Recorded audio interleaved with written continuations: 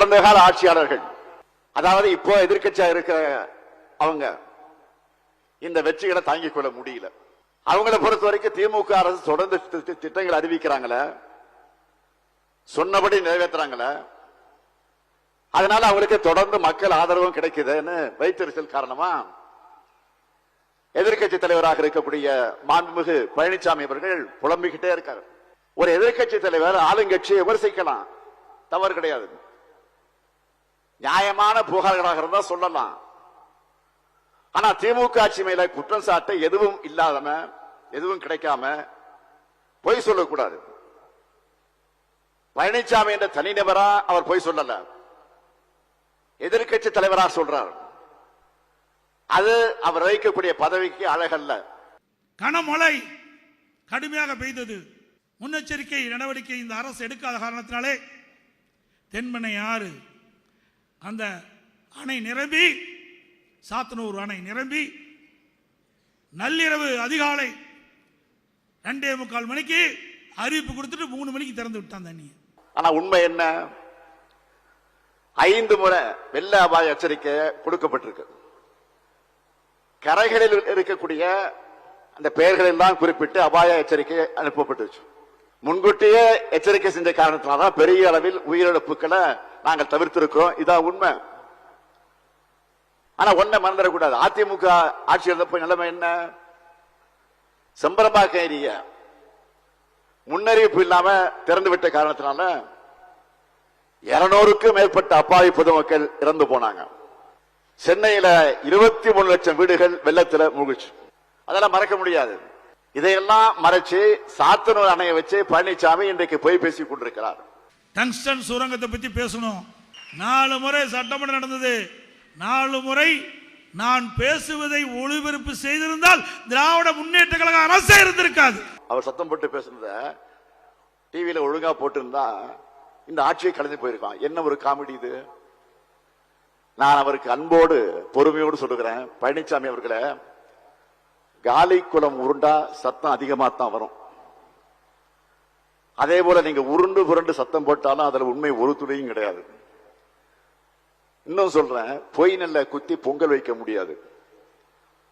4 வருஷம் ஆட்சியில் இருந்து உங்க பதவி சுகத்துக்காக, சுயலாபத்துக்காக பலருக்கு துரோகம் செஞ்சு தமிழ்நாட்டோட உரிமைகளை அடமானம் வச்சது உங்க கட்சி தான் மக்களுக்கு நல்லாவே தெரியும். இந்த டங்ஸ்டன் சுரங்க ஏலத்துக்கு காரணமான சட்ட திருத்தத்தை நாடாளுமன்றத்தில் ஆதரிச்சு வாக்களிச்சது அதிமுக தான். இப்பவும் கூட சரி, நீங்களும் சரி, மாநிலங்களில் இருக்கிறவங்க எம்பிக்களும் சரி, மாநில உரிமைகளை பறிக்கக்கூடிய ஒன்றிய அரசை பார்த்து ஒரு கேள்வி கூட கேட்க தைரியம் இல்லாம தான் இருக்கீங்க. நான் கேட்க விரும்புவது, எங்களை பார்த்து கத்தி பேசுற நீங்க ஒன்றிய அரசை பார்த்து கீச்சு குரலையாவது பேசக்கூடாது துணிச்சல் இல்லையா உங்களுக்கு? என்ன, எதுக்கு பயம்? காரணம் என்ன? உங்க மடியில கணம்.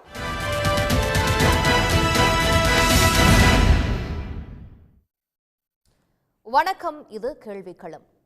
டங்ஸ்டன் விவகாரம், சாத்தனூர் அணை திறப்பு, சட்டம் ஒழுங்கு என்றெல்லாம் தொடர்ந்து மாநில அரசின் மீது எதிர்க்கட்சி குற்றச்சாட்டுகளை முன்வைத்து வருகிறது. குறிப்பாக எடப்பாடி பழனிசாமி விமர்சித்து பேசி வருகிறார். இந்த நிலையில்தான் இன்று ஈரோட்டில் பேசிய முதலமைச்சர் மு.க.ஸ்டாலின், திமுக அரசுக்கான ஆதரவை பொறுக்க முடியாமல் தான் எதிர்க்கட்சி தலைவர் எடப்பாடி பழனிசாமி இப்படி புலம்பிக் கொண்டிருக்கிறார்.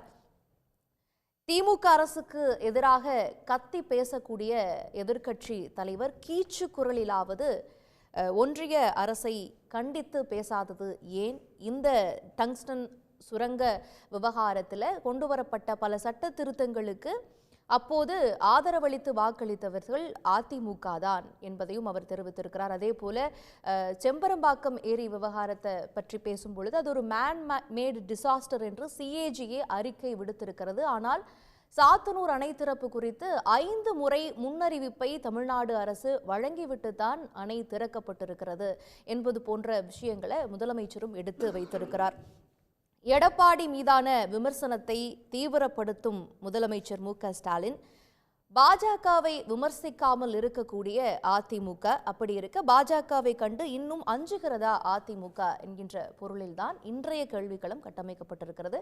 நம்மோடு இணைந்திருக்கிற விருந்தினர்களையும் வரவேற்போம். அரங்கத்தில் மூத்த வழக்கறிஞர் தமிழ்மணி இணைந்திருக்கிறார், அவரை வரவேற்கிறேன். அதே போல சட்டமன்ற உறுப்பினர் விசிகாவிலிருந்து திரு ஆளூர் ஷானவாஸ் இணைந்திருக்கிறார், அவரையும் வரவேற்கிறேன். மூத்த பத்திரிகையாளர் ஜென்ராம் இணைந்திருக்கிறார், அவரையும் வரவேற்கிறேன். இன்னும் சற்று நேரத்தில் மதிமுகவிலிருந்து காரை செல்வராஜ் அவர்களும் அரசியல் விமர்சகர் சுமன் சி ராமன் அவர்களும் நம்மோடு இணைய இருக்கிறாங்க. முதல்ல சட்டமன்ற உறுப்பினர் திரு ஆளூர் ஷானவாஸ் அவர்களிடமிருந்து போகணும்னு நினைக்கிறேன்.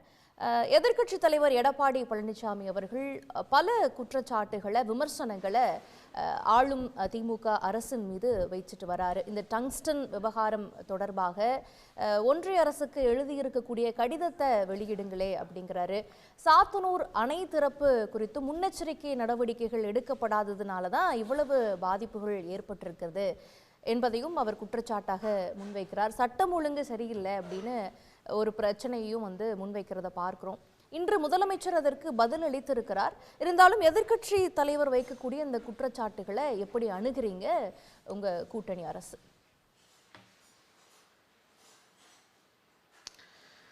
எடப்பாடி தன்னை போலவே மற்றவர்களும் இருப்பார்கள் என்று கருதி கொண்டு அவர் வெளிப்பட்டு கொண்டிருக்கிறார். ஒன்றிய அரசு நீட்டுகிற இடத்திலெல்லாம் கையெழுத்து போட்டு கொடுத்தவர்கள் அவர்கள். ஒன்றிய அரசை நோக்கி எந்த கேள்வியும் எழுப்பாமல் தமிழ்நாட்டின் உரிமைகளை விட்டு கொடுத்தவர்கள் அவர்கள். அதுபோல தமிழ்நாட்டில் போராடக்கூடிய மக்களின் மீது துப்பாக்கிச் சூடை நடத்திவிட்டு அப்படி நடந்ததை நானே டிவி பார்த்து தான் தெரிந்து கொண்டேன் என்று முதலமைச்சரை சொல்லக்கூடிய அளவுக்கு சட்டம் ஒழுங்கு மோசமாக இருந்தது. ஒவ்வொன்றையும் நாம் சொல்ல முடியும், பட்டியல் போட்டு சொல்ல முடியும். எனவே அவர் தன்னை போலவே மற்றவர்களையும் கருதுவதனால் இந்த விமர்சனத்தை வைக்கிறார். டங்ஸ்டன் தொடர்பாக சட்டமன்றத்தில் வாத பிரதிவாதங்கள் நடக்கும்போது நானும் அவையில் தான் இருந்தேன். எடப்பாடி சொன்னதையே சொல்லி கொண்டிருந்தார். அவற்றை புதிய கருத்து எதுவும் இல்லை. முதலமைச்சர் அவர்களும் சம்பந்தப்பட்ட அமைச்சர்களும் எத்தனையோ முறை எடுத்து சொல்லி விளக்கம் கொடுத்த பிறகும் கூட அவர் ஒரே ஒரு பாயிண்டை பிடிச்சிக்கிட்டு பேசிக்கிட்டே இருந்தார். நீங்கள் முன்னையே தடுத்திருக்கணும்ல அப்படின்னு சொல்லிக்கிட்டே இருந்தார். நாடாளுமன்றத்தில் அதற்கு குறித்த மசோதா வரும்போது ஆதரித்தது அதிமுக என்பது வெட்ட வெளிச்சமாகிவிட்டது. அங்கே ஆதரித்து விட்டு இங்கே கம்பு சுத்துவது என்பது அதிமுகவுக்கு எப்போதும் உள்ள ஒரு வழக்கம்தான். இந்த விவகாரத்திலும் கூட அந்த விஷயம் கவனத்துக்கு வந்த அடுத்த நொடியே நாங்கள் எதிர்வினை ஆற்றி இருக்கிறோம் என்று சான்றுகளோடு அரசின் சார்பில் சட்டமன்றத்திலேயே விளக்கம் தரப்பட்டது. இனி அது அமைவதற்கு வாய்ப்பே இல்லை, நாங்கள் விடமாட்டோம் என்று முதலமைச்சர் உறுதி கொடுத்திருக்கிறார். இத்தனைக்கு பிறகும் கூட முன்னையே தடுத்திருக்கலாமேன்னு அவர் ஒரு பொருளற்ற வாதத்தை தான் வைத்துக் கொண்டிருந்தார். திரும்ப அதை மட்டும் தான் பேசிக்கிட்டே இருந்தார். ஆனால் அது ஏதோ ஒரு பெரிய புரட்சிகரமான பேச்சு போல அவர் வெளியே அது பற்றி ஒரு கருத்தை சொல்வது என்பது ஏற்புடையதல்ல. அதுபோல பாஜக எதிர்ப்பு என்பது அதிமுகவிடம் இல்லை என்பதைத்தான் இன்றைக்கு 2-3 நாளாக நம்ம பார்க்கிறோம். இதைத்தான் கடந்த 6-7 ஆண்டுகளாக பார்த்தோம். இப்போ ரொம்ப வெளிப்படையாக பார்க்குறோம். அமித்ஷா என்கிற பெயரை சொல்லி ஒரு கண்டனம் தெரிவிப்பதற்கு எடப்பாடிக்கு வாய் வரவில்லை. கேட்டால் அதான் ஜெயக்குமார் பேசிட்டாரே, அதுதான் என் கருத்து அப்படின்னு சொல்லிட்டு போறாரு. ஜெயக்குமார் என்னென்னவோ பேசுறாரு. ஜெயக்குமார் பேசியது அவருடைய சொந்த கருத்துன்னு இவரே பலமுறை சொல்லியிருக்காரு. இப்போ ஜெயக்குமார் பேசியதை வைத்துக்கொண்டு நம்ம ஒரு முடிவுக்கு வர முடியுமா? அதிமுகவில் ஆளாளுக்கு ஒவ்வொன்று பேசுவாங்க, வழக்கமாக நடக்கிறது தான். ஆனால் அப்படி பேசும்போதெல்லாம் இவர் என்ன சொல்லுவார்? அது அவங்க சொந்த கருத்து, அவங்க சொல்லியிருக்காங்க, கட்சியின் கருத்து நான் தான் சொல்லணும்னு பல முறை இவரே சொல்லியிருக்காரு. ஆனால் இன்னைக்கு அமித்ஷாவுக்கு கண்டனம் தெரிவிக்கிற அந்த கேள்வி வந்தபோது ஜெயக்குமார் கருத்து தான் ஏன் கருத்துங்கிறார். அப்போ கூட நானும் சொல்கிறேன், ஜெயக்குமார் சொன்னதை நானும் உறுதியாக சொல்லுகிறேன், அமித்ஷா இப்படி பேசியது தவறு, அதிமுக சார்பில் கண்டிக்கிறேன் ஒரு வார்த்தை சொல்றதுக்கு எவ்வளவு நேரம் ஆயிடும்? ஜெயக்குமார் கருத்து தான் ஏன் கருத்துன்னு சொன்ன அந்த நேரத்தில் அமித்ஷா பேச்சை நான் கண்டிக்கிறேன்னு சொல்லிட்டு போயிடலாம்ல. அதே நேரம் தானே, அதே சொற்கள் தானே, அதே அளவு தானே இதுக்கு வரப்போகுது.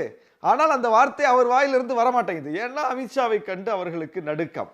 ஏதோ இடி அனுப்பி விட்டுருவாரு, திரும்ப பழைய ஃபைலெல்லாம் கிளற ஆரம்பிச்சிருவாரு.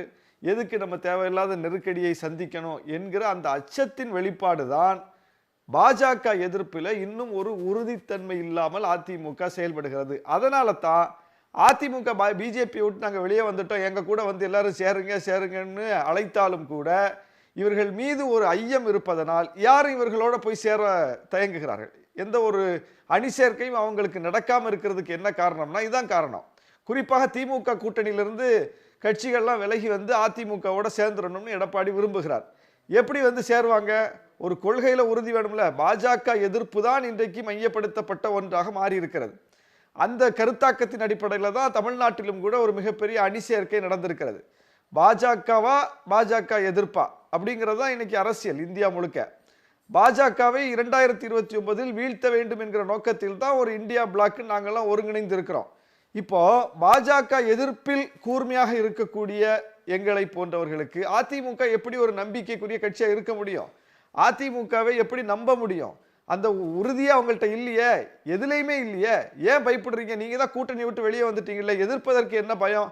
அப்போ திமுகவை வீழ்த்த வேண்டும் என்கிற அந்த கோணத்தில் பார்த்தால் கூட தமிழ்நாட்டில் பாஜக எதிர்ப்பு பேசக்கூடிய கட்சிகளைத்தான் மக்கள் விரும்புவார்கள். அப்போ திமுக ரொம்ப சாஃப்டா இருக்காங்க பிஜேபி கிட்ட, நாங்க தான் தீவிரமா எதிர்க்கிறோம் அப்படின்னு எடப்பாடி சொல்வதற்கு காட்டணும்ல. அடுத்த சட்டமன்ற தேர்தல் வரப்போகுது. அப்போ ஒரு திமுக எதிர்ப்பு அரசியலை தீவிரப்படுத்தணும் அப்படிங்கிற எண்ணத்துல தான் எடப்பாடி பழனிசாமி அவர்கள் முனைப்போட இருக்கிறாரு அப்படிங்கிறத புரிஞ்சுக்கலாமா? ஒன்றிய அரசை பத்தி பேசினா அது வந்து வரக்கூடிய தேர்தலுக்கு என்ன பிரயோஜனமா இருக்கும் அப்படின்னு அவர் நினைச்சிருக்கலாம் இல்லையா? ஏன் கூட்டணி வந்து நீங்க நாடாளுமன்ற தேர்தலுக்கு வந்து தேசிய கட்சிகளோட வைக்கல அப்படின்லாம் சொல்லும் பொழுது இது வந்து ஒரு பிரதமரை மையப்படுத்தி நடக்கக்கூடிய தேர்தல் அப்படிங்கிற மாதிரியான கருத்துக்களை எல்லாம் அவர் முன் வச்சிருந்தாரு. இப்போ சட்டமன்ற தேர்தலுக்கு என்ன தேவையோ அதை முழு வீச்சில் எடுத்து வைப்போம் அப்படின்னு தான் திமுக எதிர்ப்பு அரசியல்ல தீவிரம் காட்டுறாரோ? இப்போ கொஞ்ச நாளா நிறைய எதிர்ப்பு கருத்துகள் வருதுல்ல. சரி, நாடாளுமன்ற தேர்தலில் மட்டும் அவர் என்ன பிஜேபி எதிர்த்தாரா? நாடாளுமன்ற தேர்தலே அவர் திமுகவை தான் எதிர்த்தாரே தவிர பிஜேபி எதிர்த்து ஒன்றும் அவர் பெருசாக வாதங்களை வைக்கல, களத்தில் அவங்க எதுவும் பேசலை. அப்பவும் திமுக எதிர்ப்பை தான் பேசினாங்க. இப்போ திமுக எதிர்ப்பு என்பது இந்த ஆட்சிக்கான எதிர்ப்பு என்பது இன்னைக்கு என்ன பெரிய அளவில் இருக்கு சொல்ல போனா? இன்னைக்கு தமிழ்நாடு சந்திக்கக்கூடிய நெருக்கடியே ஒன்றிய அரசால் தானே. நமக்கு பேரிடர் நிவாரண நிதி தர மறுக்கிறாங்க. ஆனாலும் இந்த அரசு இருக்கிற பணத்தை கொண்டு ஒரு நிதி நெருக்கடியிலும் கூட நிவாரணத்தை கொடுக்கிறது. முடிந்த அளவுக்கு போய் இன்னும் கொடுக்கணும்னு நம்ம மாநில அரசை வலியுறுத்துறோம். அப்ப நம்ம வலியுறுத்துறோம், ஆனால் கொடுப்பதற்கு அவர்கள் நெருக்கடியை சந்தித்துக் கொண்டிருக்கிறார்கள். கொடுக்க வேண்டிய ஒன்றிய அரசு கொடுக்க மறுக்கிறது. இந்த இடத்துல தமிழ்நாட்டு மக்கள் பாதிக்கப்பட்டிருக்கிற நிலையில் அவர்களுக்கு போய் சேர வேண்டிய அந்த நிவாரணத்தை தர மறுக்கிற ஒன்றிய அரசு தானே இப்ப தமிழ்நாட்டுக்கு வில்லனா இருக்கு. அப்ப அந்த வில்லனை அடையாளம் காட்டி பேசணும்ல. இதுல போய் நீங்க வந்து இந்த தமிழ்நாடு அரசை நடத்தக்கூடிய ஒரு மாநில ஆளுங்கட்சியை வந்து எப்படி நீங்க குற்றம் சாட்டி மக்கள்கிட்ட கொண்டு நீங்க பேச முடியும்? மக்களே பார்க்கறாங்கல்ல, மக்களே கேட்கறாங்கல்ல. அப்ப அந்த இடத்துல ஒன்றிய அரசு எதிர்ப்பு என்பது முக்கியத்துவம் வாய்ந்ததா இருக்குல்ல. அதுபோல தமிழ்நாடு சட்டமன்றத்தில் அதிமுகவும் சேர்ந்து ஆதரித்து நிறைவேற்றி அனுப்பக்கூடிய மசோதாக்கள், தீர்மானங்கள் அதையெல்லாம் காலில் போட்டு மிதிக்கிறது ஒன்றிய அரசு. அப்போ இதுல கொண்டு போய் நீங்க மாநில அரசு எதிர்ப்பை எப்படி கூர்மைப்படுத்துவீங்க? இப்ப நீட்டு விலக்கு தொடர்பான விஷயத்துல மாநில அரசை எப்படி நீங்க வில்லனா காட்டுவீங்க? யார் தர மறுக்கிறா? அப்போ ஒவ்வொன்றா பாருங்க. தமிழ்நாடு இன்றைக்கு சந்தித்துக் கொண்டிருக்கக்கூடிய மிகப்பெரிய நெருக்கடி என்பதே மாநில அரசால் வந்ததல்ல, ஒன்றிய அரசால் வந்திருப்பது. நமக்கு தொடர்ந்து நெருக்கடி தந்துகிட்டே இருக்காங்க. இன்னைக்கு வந்து கல்விக்கு வந்து நம்ம நிதி கேட்டா நீங்க இதை ஏத்துக்கிட்டாதான் தருவோம்னு ஒரு நிபந்தனையை போட்டு நிறுத்தி வைக்கிறாங்க. இதுல மாநில அரசுடைய பிள்ளை என்ன? தமிழ்நாட்டு மக்கள் சொல்லுவாங்களா ஒன்றிய அரசு போடக்கூடிய நிபந்தனை ஏத்துக்குங்கன்னு? தமிழ்நாட்டு மக்கள் சொல்லுவாங்களா? ஏத்துக்கிட்டா இந்த மாநில அரசு மக்கள் எதிர்ப்பாங்க. ஒன்றிய அரசு போடக்கூடிய அப்படிப்பட்ட நிபந்தனைகளை ஏன் ஏற்றுக்கொண்டீர்கள்னு தமிழ்நாட்டு மக்கள் கேள்வி கேட்பாங்க. அப்போ தமிழ்நாட்டு மக்களின் உணர்வில் இருந்துதான் மாநில அரசு அந்த எதிர்ப்பை தெரிவிக்குது. தமிழ்நாட்டு மக்களின் பக்கம் தான் மாநில அரசு அதுல நிலைப்பாடு எடுக்குது. அப்ப தமிழ்நாட்டுக்கு எதிராக ஒன்றிய அரசு ஒரு விஷயத்தை கொண்டு வந்து திணிக்குது. டங்ஸ்டன் சுரங்க விவகாரத்துல மக்களிடம் பெரும் அதிருப்தி எழுந்த பிறகு, மக்களின் போராட்டம் பெரிதான பிறகுதான் மாநில அரசு வந்து இந்த விஷயத்தை வந்து கையில் எடுக்கிறாங்க. முன்பே இதை முன்னெடுத்திருந்தா இதை வந்து தடுத்திருக்கலாம். டெல்லியில பிரதமரை 2 முறை சந்திச்சாரே முதலமைச்சர், அப்பெல்லாம் இதை பத்தி ஏன் பேசல என்பது போன்ற எடப்பாடி பழனிசாமி அவர்கள் சொல்றாரு. அதாவது ஓபிஎஸ் முதலமைச்சராக இருக்கும்போது பிரதமரை பார்க்க போறேன்னு போவார், நிதியமைச்சரை பார்க்க போறேன்னு போவார். இபிஎஸ் முதலமைச்சராக இருக்கும்போது பிரதமரை பார்க்க போறேன், முதலமைச்சரை பார்க்க ஒன்றிய அமைச்சர்களை பார்க்க போறேன்னு போவார். போயிட்டு ஒரு ஒப்புக்கு ஒரு டிராஃப்டை கொடுத்துட்டு ஒரு ஃபோட்டோ எடுப்பாங்க. ஆனால் அங்கே உள்ள பேசப்படுவதெல்லாம் அதிமுகவுடைய உட்கட்சி விவகாரங்களை தான் பேசுவாங்க. யார் அதுக்கு தலைவராக வரணும், யாரை வந்து வச்சு வழி நடத்தணும், யாரை எந்த இடத்துல வைக்கணுங்கிறதெல்லாம் பிஜேபியினுடைய வழிகாட்டுதலில் எத்தனையோ விஷயங்கள் நடந்ததுன்னு நம்ம சொல்லலை. அதிமுகவுக்கு உள்ளிருந்தே பலரும் சொன்னார்கள், இவங்க சொல்லித்தான் இதெல்லாம் நடந்துச்சு அப்படின்னு. அப்போ வெங்கைய நாயுடு சொல்லித்தான் எல்லாமே நடந்துச்சுன்னு அன்வர் ராஜா சொன்னார், சிவி சண்முகம் சொன்னார், ஒவ்வொருத்தரும் சொன்னாங்க. எல்லாரும் சொல்லி இப்போ பாஜக அதிமுகவுக்குள்ள தலையிடுதுன்னு அதிமுகவில் சொல்லாத ஆளே கிடையாதுன்னு வச்சுக்கோங்க. அப்போ அந்த அளவுக்கு நடப்பு ஒன்றாகவும் வெளியே சொல்லக்கூடிய சந்திப்புக்கான காரணம் என்று இவர்கள் சொல்வது வேறொன்றாகவும் இருந்தது. ஆனால் இன்னைக்கு இருக்கிற அரசு போய் முதலமைச்சர் போய் பிஎம் பார்க்குறாரு, ஒன்றிய அமைச்சர்களை பார்க்குறாங்க அப்படின்னா வேற எந்த காரணமும் கிடையாதுல்ல. இங்கே வேற என்ன காரணம் இருக்குது சொல்வதற்கு? முழுக்க முழுக்க இவர்கள் எதற்காக போகிறார்களோ அது குறித்து ஒரு செய்தியாளர் சந்திப்பை அங்கேயே நடத்துறாங்க. என்ன பேசணும், என்ன கொடுத்தோம், அவங்க என்ன சொன்னாங்கன்னு அங்கேயே வெளிப்படையாக சொல்லிட்டு வந்துடுறாங்க. இப்படிப்பட்ட ஒரு சந்திப்பு தான் நடக்குது. ஒவ்வொரு முறையும் எந்த அளவுக்கு அது ஒவ்வொன்றும் நாங்கள் எதிர்வினை ஆற்றி இருக்கிறோம் என்று அலுவல் ரீதியாக கொடுத்த எதிர்வினைகளை அன்றைக்கு சட்டமன்றத்தில் நீர்வளத்துறை அமைச்சர் அண்ணன் துரைமுருகன் விவரமாக சொன்னார். அப்போ ஒரு பிரச்சனை மக்கள் போராட்டமாக வெடிக்கும் போதுதான் அது கவனத்துக்கு வருது. ஆனால் அது வரைக்கும் அஃபிஷியலாக நடக்க வேண்டிய எதிர்ப்பு நடந்துட்டு தான் இருக்கு. தமிழ்நாடு வந்து எப்போதுமே தன்னுடைய எதிர்ப்பை ஒவ்வொரு கட்டத்திலும் எதிர்த்து கொண்டுதான் இருக்கிறது. ஏற்காத திட்டங்களுக்கு தன்னுடைய மறுப்பை சொல்லி கொண்டுதான் இருக்கிறது. நாம மறுக்கலன்னு இல்லை, எதிர்க்கலன்னு இல்லை.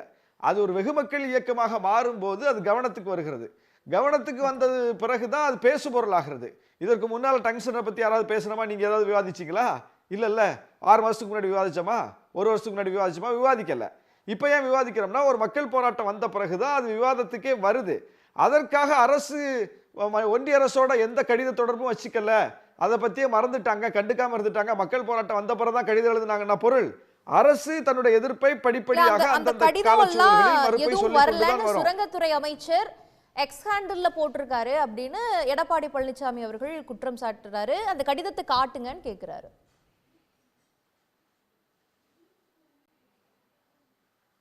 அதாவது நீட்டு தொடர்பான மசோதாவை ஆளுநர் திருப்பி அனுப்பி 1 வருஷம் கழிச்சு 2 வருஷம் கழிச்சு உண்மை வெளியே தெரிஞ்சுது. அது மாதிரி ஒரு வெளிப்படைத்தன்மை இல்லாத நிர்வாகத்தை அவங்க நடத்தினாங்க. இன்னைக்கு அப்படி இல்லை.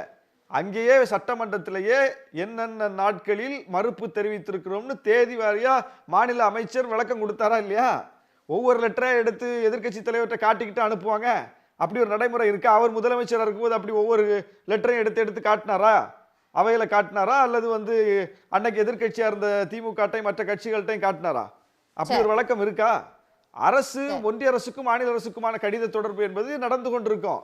ஏதாவது ஒரு பிரச்சனைன்னா அது பத்தி ஒரு விளக்கத்தை கொடுப்பாங்க. அவ்வளவுதான் நம்ம பார்த்திருக்கிறோம். அதே விளக்கத்தை இன்னைக்கு கொடுத்திருக்காங்க.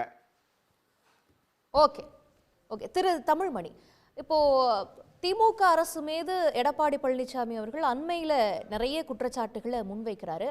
ஆனா அது ஒரு பெரிய ஸ்ட்ராங்கா எஃபெக்டிவா மக்களிடம் திமுக எதிர்ப்பு அலையை உருவாக்குற அளவுக்கு இல்லை அப்படிங்கிறது ஒரு பார்வையாக எழறதை பார்க்கிறோம். இப்போ டங்ஸ்டன் விவகாரத்திலேயே அவர் குற்றச்சாட்டுகளை வைக்கிறார். அதற்கு சரியான பதில்களை அரசும் வந்து கொடுத்துக்கிட்டு இருக்குது.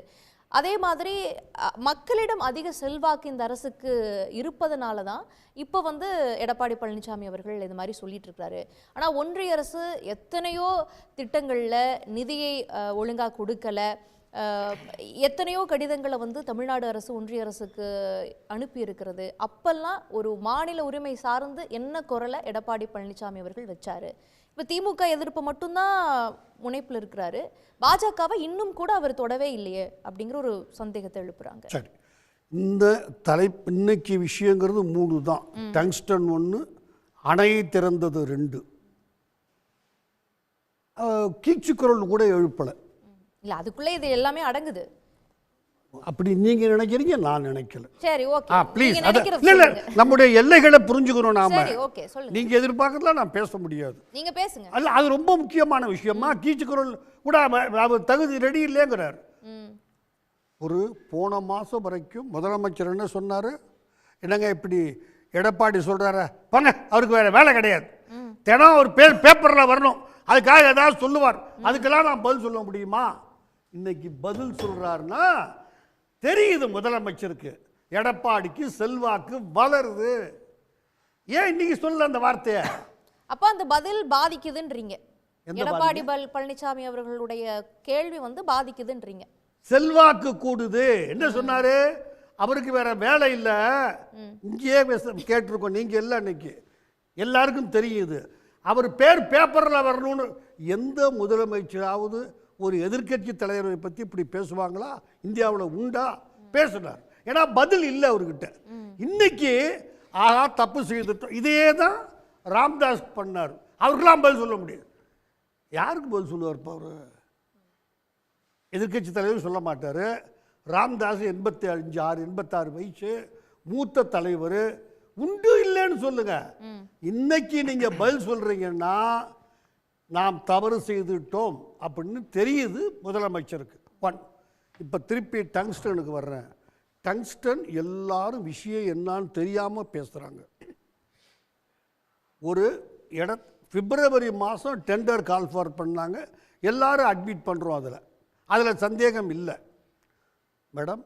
டெண்டர் பிப்ரவரியில் விடணும்னு சொன்னால் போன நவம்பர்லையே அந்த ஊர் பேர் என்ன, எத்தனை சர்வே நம்பரு, ஒவ்வொரு சர்வே நம்பருக்கும் எக்ஸ்டெண்ட் எவ்வளவு, டோட்டல் எக்ஸ்டெண்டுங்கிறத மத்திய அரசு வேற வழியே கிடையாது, மாநில அரசுக்கு எழுதி போன நவம்பர் அதை மாநில அரசு மாவட்ட கலெக்டர்கிட்ட வாங்கி கொடுத்த பிறகுதான் டெண்டர் போட முடியும். இது முனிசிபாலிட்டி விஷயம் தெரிஞ்சவருக்காம பாருங்க, அந்த அரசியல்வாதி கூட தெரியும். சர்வே நம்பர் இல்லாம எக்ஸ்டெண்ட் இல்லாம யாராவது சொல்லட்டும், சர்வே நம்பர் தேவையில்லை, வில்லேஜ் பேர் தேவையில்லை, எக்ஸ்டெண்ட் தேவையில்லை. அதுக்கும் பிறகு ஏலம் வர்றதுக்கு முதல்ல பார்ப்பாங்க எத்தனை அடி உள்ளே போகணும். மேடம் 10 அடின்னா அதுக்கு கூலி வேறு, 300 அடி கீழே போகணுன்னா கூலி வேறு. எனவே எதையுமே தெரியாமல் எடப்பாடியை திட்டலாமா? இப்படி திட்டலாம். என்ன அர்த்தம்? ஒரு அரசியல்வாதி. அந்த சுரங்க சட்டம் வந்து சட்டம் எல்லாம் இல்ல, இதுல திருத்த சட்டம் வந்தப்ப அதுக்கு ஆதரவு அளித்தது அதிமுக. பவர் யாருக்கு? அவங்க அப்படி போடல. ஆமாம், அவங்க ஏன் அதை போய் எதுக்கு? ஆமாம், என்ன தப்பு அதுல? அந்த அரசாங்கம் மாநில அரசுகள்ட்ட இருந்தா ஏமாத்துறாங்க, அதையே பேசியிருக்காங்க. திருட்டுத்தனம் பண்றாங்க, மத்திய சர்க்காருக்கு போகணும். அது நீங்க எந்த கேஸ் போட்டுக்கலாமே. மத்திய சர்க்கார்ட்ட எடுத்துக்கிட்டு தப்பு நினைச்சிருந்தீங்கன்னா ஒரு கேஸை போட்டிருக்கிறது. திமுக அரசு எத்தனை கேஸ் போட்டிருக்கு? ஏன் போடல நீங்க? அண்ணா திமுக ஆதரிச்சது எதை? பவரை. அதுல ஏதாவது இங்க நம்ம இந்த ஊர்ல வந்து பண்ணணும் போட்டாங்களா? சார், பவர் ஆதரிக்கிறாங்க அப்படின்னா இப்போ ஒரு மாநிலத்துல வந்து டெல்டா பகுதியா இருக்கும், அந்த இடத்தையும் ஒன்றிய அரசு கன்சிடரேஷன் இல்லாம எடுக்குது. இப்போ இது வந்து ஒரு தொல்லியல் சார்ந்த இடம், அதையும் ஒன்றிய அரசு எடுக்குது அப்படின்னா அந்த பவர் நம்ம எப்படி? அப்ப என்ன பண்ண? தொல்லியல் சார்ந்த இதுன்னா ஏன்ஷியன்ட்னு அர்த்தம், ரொம்ப பழமையானது. நீங்க ரொம்ப பழமையானதுன்னு கண்டுபிடிக்கிறதுக்கு அவங்க பிப்ரவரியில கால் ஃபார் பண்ணாங்கல்ல, அது அப்ப உங்களுக்கு தொன்மையானது இல்லையா? அது அப்ப நேத்து வந்தது. தொடர்ந்து கடிதங்களை எழுதிட்டே இருந்தோம், அலுவல் ரீதியான தொடர்புகள் எதிர்ப்புகள் இருந்தது. இன்னைக்கு மக்கள் தயவு செஞ்சு ஒன்னே ஒண்ணு காமிங்க மேடம். இந்த அரசாங்கம் என்ன கருத்தை கொடுக்குறாரு? கிடையாது. அன்னைக்கே சொல்லிருத்து, இந்த தீர்மானத்தை அன்னைக்கு போட்டிருக்கலாம் அசம்பிளியில். அது தொன்மை வாய்ந்தது, ஆயிரக்கணக்கான ஆண்டு எல்லாம் இருக்கலாம், நான் மறுக்க விரும்பல, எனக்கு தெரியாது. என்னைக்கு நீ இந்த மாநில அரசு தான் இந்த சர்வே நம்பரு, இந்த வில்லேஜ், மேடம் வில்லேஜ் பேர் வேறையா இருக்கும் பல இடங்கள்ல. பாண்டி பசாருக்கு நான் ஓலா போட்டேன்னா பார்த்தசாரதிபுரம்னு வரும். என்னடா அத வந்து மாநில அரசு கிட்ட கேட்டு கன்ஃபர்மேஷன் பண்ணிட்டு தான் பண்ணுவாங்கன்றீங்க? 100% நான் பொறுப்படுத்துகிறேன். என்ன நடுரோட்ல ஒதுக்கி வச்சு பனிஷ் பண்ணுங்க. இல்லைன்னா இந்த அரசாங்கம் நான் எஸ் இல்ல வாயில உளறிட்டு போறது எனக்கு எப்போதுமே பிடிக்கிறது இல்லை. முதலமைச்சர் வந்து ஒரு உறுதியா சொல்றாருல்ல, சட்டப்பேரவையில சொல்றாரு, இந்த டங்ஸ்டன் சுரங்கம் என்ன மீறி வந்துச்சுன்னா நான் முதலமைச்சராவே இருக்க மாட்டேன்னு சொல்றாருல்ல. அப்ப அந்த சர்வே நம்பர் கொடுத்தது, எக்ஸ்டெண்ட் கொடுத்தது, வில்லேஜ் பேர் கொடுத்தது, தயவு செய்து அரையனா படிச்ச விஓவா இருந்தா அவனை கேளுங்க. ஒரு விஓவா இருக்கான்ல, அவனை கூப்பிட்டு கேளுங்க மேடம். அவன் சொல்லுவான் ஆமா அப்படின்ட்டு. இல்லாம ஏலத்துக்கு போக முடியாது. அது இருந்தா தான். இதுல இருக்கிற டெக்னிகாலிட்டிஸ் எல்லாம், டெக்னிகாலிட்டிஸ் எல்லாம் இல்ல madam. Sorry common Okay, okay, I got your point. I got your ஒரு point. இடத்தை ஏல விடணும்னா எத்தனை சர்வே நம்பர், எக்ஸ்டென்ட் எவ்வளவு, எவ்வளவு அடி கீழே நோண்டணும், இதெல்லாம் கண்டுபிடிச்சாதான் சரி. இது மாநில இது ஒரு விவகாரம். இந்த விவகாரத்துல வந்து மாநில அரசு சில விஷயங்களை சரியா பார்க்கல அப்படின்னு நீங்க ஒரு குற்றச்சாட்டை வைக்கிறீங்க. அதுதான் எடப்பாடி பழனிசாமி அவர்கள் சொல்றாருன்னு சொல்றீங்க. நம்ம அரசியல் ரீதியான அந்த பார்வைக்கு வருவோம். திரு மு.க. ஸ்டாலின் அவர்கள் சொல்லும் பொழுது ஒன்றிய அரசை இந்த திட்டத்துக்குன்ட்டு இல்லை, இதுவரைக்கும் மாநிலத்திற்கு நிதி ஒதுக்கீட்டுல நிறைய அநீதிகள் இழைக்கப்பட்டிருக்குன்னு இன்னைக்கு சொன்னார் அவரு. இன்னைக்கு ஸ்பீச்ல இருக்கு. மேடம் ப்ளீஸ் மன்னிச்சுக்கங்க. பொதுவான அரசியல் பார்வை 18 ஆண்டுகளுக்கு முன்னால் நடந்தது கேட்காதீங்க. அப்ப உங்களுக்கு மன்னிச்சுக்கங்க. போன மாசம் நடந்த வேண்டாம் மலை வெள்ளத்துக்கு என்ன வந்துச்சு அத பேசுவோம் நான் தயார். ஏன்னா அவர் சொல்லிருக்காரு அணையை திறந்து விட்டது அவர் ஸ்பீச்ல இருக்குது, பேசுவோம். நீங்களும் போட்டிருக்கீங்க. என்ன சுத்தமான பொய். எது பொய்? இந்த 5 தடவை வான் பண்ணுங்கிறது 100க்கு 100 சுத்தமான பொய். நான் இப்ப எப்படின்னு உங்களுக்கு உங்க மனசாட்சிக்கு புரியுற மாதிரி நான் மனசாட்சியை வச்சு சொல்ல முடியாது. வேண்டாமா? ஒரு அரசு வந்து அறிவிப்பை வெளியிட்டு இருக்குதுன்னா அதற்கு வந்து அரசு ரீதியான கிடையவே இல்லவே இல்லை. மேடம் அவங்கள டைம் சொல்லுங்க எத்தனை மணிக்கு. இது ஆர்டிஐல நாளைக்கு யார் வேணா கேட்டுறலாம். இங்க பாருங்க 30-40 டைம் கூட சொன்னாரு. மேடம் கொஞ்சம் நான் சொல்றத முடிச்சிட்டு வேண்டாம், பேசிட்டே இருந்தா ஏன் டயத்தை வேஸ்ட் பண்றீங்க ப்ளீஸ். 30-40 வில்லேஜ் மேடம் இது பாதிக்கப்பட்டது. ஒரு வில்லேஜ் அல்ல, ஒரு அணையத்தர் அப்படித்தான் வரும், தவறல்ல. நீங்க வேணும்னு திறந்து விட்டுட்டீங்கன்னு நான் சத்தியமா சொல்லலை. இந்த கவர்மெண்ட் எல்லாம் அவங்க ஒரு அவசரத்தில் எடுத்த முடிவு கரெக்ட். அந்த 30 வில்லேஜ்லையும் 5 தடவை யாரை வான் பண்ணணும்? அந்த கரைப்பகுதியில் இருக்கிற மக்கள். அதான் பண்ணன்றாரு. எத்தனை மணிக்கு, எப்படி, கொற்ற மலையில யாரு போய் செஞ்சா, டாம் அடிச்சிங்களா சொல்லுங்க. 5 முறை ஒவ்வொரு வில்லேஜிலும்னா 109 தடவை. அது மட்டுமல்ல, அவர்களை எங்கே கொண்டு தங்க வைத்தீர்கள்? மேடம் அவன்கிட்ட வான் பண்றீங்கல்ல, ஏய் கிளம்புற, என்ன வான் பண்றீங்க? மழை வரப்போகுதுடா, திறந்து விடுறோம், ஓடுறா. அவனை எங்க கொண்டு தங்க வச்சிருக்கணும்ல, சாப்பாடு எங்க? அங்க இருந்து அந்த 30,000 மக்களை எங்க கொண்டு தங்க வச்சிங்க? எத்தனை மணிக்கு? இப்ப சொல்லுங்க. இத்தனை மணிக்கு 5 இடத்துல நாங்க நின்று, 5 இடம் 30 வில்லேஜ். தயவு செஞ்சு புரிஞ்சுக்குங்க. டாம் அடிச்சோம், ஆட்டோ ரிக்ஷாவில் போனோம், சைக்கிள் சொல்லலையே. யாரும் அசம்பிளியில நான் கேட்டேன். மிக அனுபவம். 5 முறை முன்னறிவிப்பை கொடுத்தோம்னா சொல்ல முடியும். நீங்க சொல்ற டாம் அடிச்சோம், யாருக்கு கொடுத்தாங்க? வரி வரியா சொல்றீங்க. எல்லாம் அடக்கம். யாரு மேடம் யாருக்கு கொடுத்தாங்க? மக்களுக்கு அல்ல. அந்த 5 முறையும் மக்களுக்கு அல்ல. நீங்க எல்லாரும் இதையே தான் முழு பொய்ய பேசுறீங்க. மக்களுக்கு கொடுக்கப்படவில்லை. சிஇக்கு சொன்னார், அவரு தாசில்தாருக்கு சொன்னார், கரெக்ட். அந்த மக்கள் எப்ப ஒடியாங்கடா இப்ப சொல்லுங்க. நாங்க அங்க இருந்த மக்கள் 30,000 பேரை இந்த இடத்துல கொண்டு தங்க வச்சோம், சாப்பாடு போட்டோம். அதான் ப்ரூஃப் மேடம்.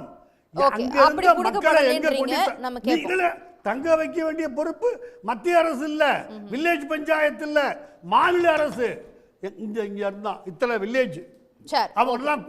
அதனால தான் ஒரு அமைச்சர் மேல சேரல் அடிக்கிறான், புரிஞ்சுக்குங்க. சரி திரு ஜென்ராம், உங்களுடைய பார்வை என்ன? எடப்பாடி பழனிசாமி அவர்கள் தொடர்ந்து அரசின் மீது அண்மை காலமாக வைத்து வரக்கூடிய குற்றச்சாட்டுகள், சட்டப்பேரவையிலும் அது தொடர்பாக அவர் பேசியிருந்தார். ஆனால் திரும்ப ஒரே விஷயத்தை தான் சொல்றாரு என்பது முதலமைச்சரினுடைய குற்றச்சாட்டாக இருக்கிறது.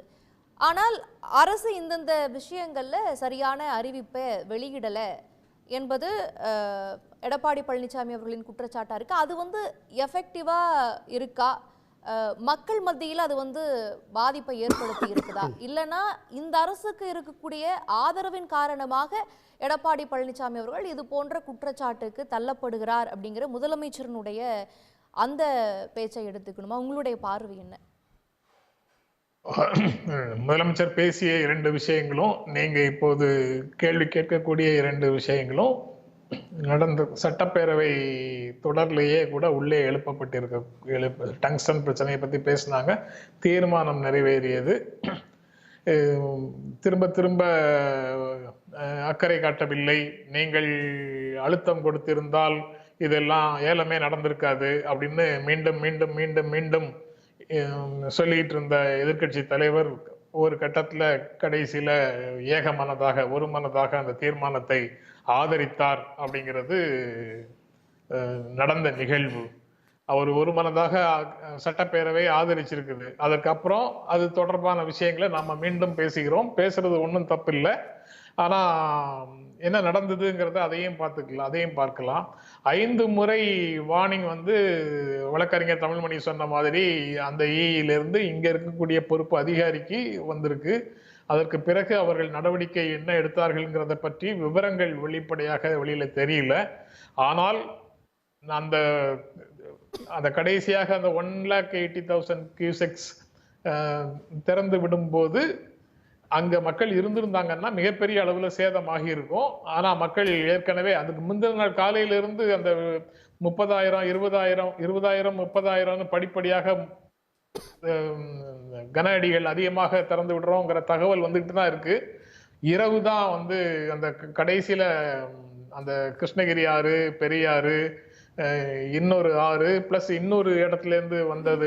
கடைசியில அறிவிப்புல தான் 4 இடங்கள்ல இருந்து தண்ணீர் அதிகமாக வருது. அது வரைக்கும் 2 இடங்கள்ல இருந்து தண்ணி வருது. நாங்க 20,000 திறந்து விடுறோம், 30,000 கியூசெக்ஸ் திறந்து விடுறோங்கிற தகவல் தான் இருந்தது. அந்த எல்லா அறிவிப்புகளும் மக்களுக்கும் காண கிடைக்கும்னு நினைக்கிறேன். அல்லது அவங்க வெளியில ஏற்கனவே அந்த சமயத்துல சொல்லியிருந்தாங்க அந்த விவரங்களை. அந்த கடைசி நேரத்துல அது நடக்கலைன்னா மிகப்பெரிய அளவு உயிர் சேதமாகி இருக்கும். அதனாலதான் அதை மீண்டும் சாத்தனூர் அணை திறப்பு விஷயத்துல உயிரிழப்பு இல்லை அப்படின்னு முதலமைச்சரும் சொல்றாரு. ஒரு எவாக்குவேஷனோ மூவ்மெண்ட்டோ இருந்திருக்கு. அதனாலதான் அது போன்ற உயிர் சேதங்கள் இல்ல அப்படிங்கறது அது பற்றி பொது தளங்கள்ல பெரிய அளவுல விவாதம் வந்ததாக எனக்கு தெரியல.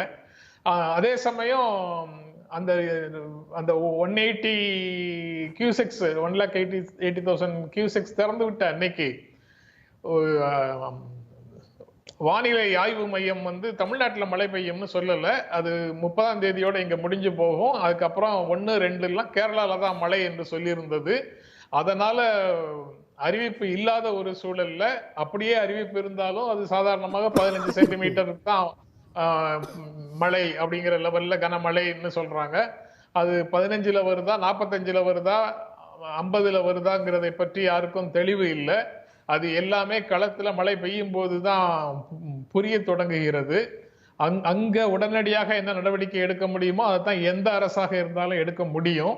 அதை இந்த அரசு மக்களோடு மக்கள் பிரச்சனையோடு நிற்கும் போது, மக்கள் துயரோடு நிற்கும் போது, இங்க அரசு சார்பாக இருந்த அனைவரும் மக்களோடு நின்றார்கள் என்பதற்கு எல்லா இடங்கள்லயும் சாட்சிகள் இருக்கு. மக்களே அதற்கான டெஸ்டிமோனியல்ஸை கொடுக்குறாங்க. சென்னையை பொறுத்த வரைக்கும் முதலமைச்சர், துணை முதலமைச்சர், சில அமைச்சர்கள், மற்ற அமைச்சர்கள் எல்லாருமே இங்க இருந்ததை பார்க்க முடியும். அதே மாதிரி எல்லா ஏரியாலையும் அந்தந்த அமைச்சர்களையும், நாடாளுமன்ற உறுப்பினரையும், சட்டப்பேரவை உறுப்பினர்களையும், அதிகாரிகளையும் அரசு முடுக்கி விட்டது. அவர்கள் அங்கங்கு வேலை செய்தார்கள் என்பது யதார்த்தம். இந்த சூழலை புரிந்து கொள்ளாமல் எடப்பாடி பழனிசாமி அவர்கள் வைக்கக்கூடிய இந்த குற்றச்சாட்டுகள் மக்கள் மத்தியில அரசுக்கு எதிரான ஒரு அதிருப்தியை ஏற்படுத்துதா, இல்ல முதலமைச்சர் அவர்கள் சொல்வது போல மக்கள் மத்தியில இந்த அரசுக்கு இருக்கக்கூடிய புகழுக்கும் செல்வாக்குக்கும் எதிராக அதை பொறுக்க முடியாம எடப்பாடி பழனிசாமி அவர்கள் புலம்புறாருன்னு மட்டும் நம்ம இதை எடுத்துக்க முடியுமா? இல்ல, இதற்கு முன்னாலேயே அரசுக்கு எதிராக மக்களிடத்துல கடுமையான அதிருப்தி இருக்குது. 25 நாடாளுமன்ற உறுப்பினர்களை நாங்கள் வெல்வோம் என்று சொன்னவர்களை நாம பார்த்தோம். 24 தேர்தலுக்கு முன்னால அவர்களுக்கு ஒரு இடம் கூட கிடைக்கவில்லை என்பதையும் பார்த்தோம். 10-15 இடங்களாவது திமுக கூட்டணி தோற்கும், 20-25 இடங்கள் தான் அவங்க ஜெயிப்பாங்க, 10 இடங்களுக்கு மேல அதிமுகவுக்கு கிடைக்கும், 4 இடங்களுக்கு மேல பாஜகவுக்கு கிடைக்கும் அப்படின்னு வேறு சில சோதிடர்கள் சொல்லிக்கிட்டு இருந்தாங்க. ஏன்னா மக்களிடத்துல திமுக அரசுக்கு எதிராக கடுமையான எதிர்ப்பு இருக்கு அப்படின்னு சொன்னாங்க. அதுவும் 2024லயும் தெரியல. அதற்கு முன்னாலேயும் சரி, 21 தேர்தலுக்கு பிறகு இப்போது வரைக்கும் பல இடங்கள்ல பல நிகழ்வுகளுக்கு பிறகு தலைகீழா இருக்குது எல்லாமே அப்படின்னு சொன்னவர்களுக்கு சாதகமாக இடைத்தேர்தல்களும் இல்லை, எந்த தேர்தலும் இல்லை. அதனால மக்கள் வந்து திராவிட முன்னேற்ற கழக கூட்டணியோடு தெளிவாக தங்களை ஐக்கியப்படுத்திக் கொண்டிருக்கிறார்கள்னு தான் நான் நினைக்கிறேன். அதனால அது பொறுக்க ஆனா இந்த முடியாமல் ஏதாவது விவகாரங்கள் குற்றச்சாட்டுகளை சொல்லலாம்.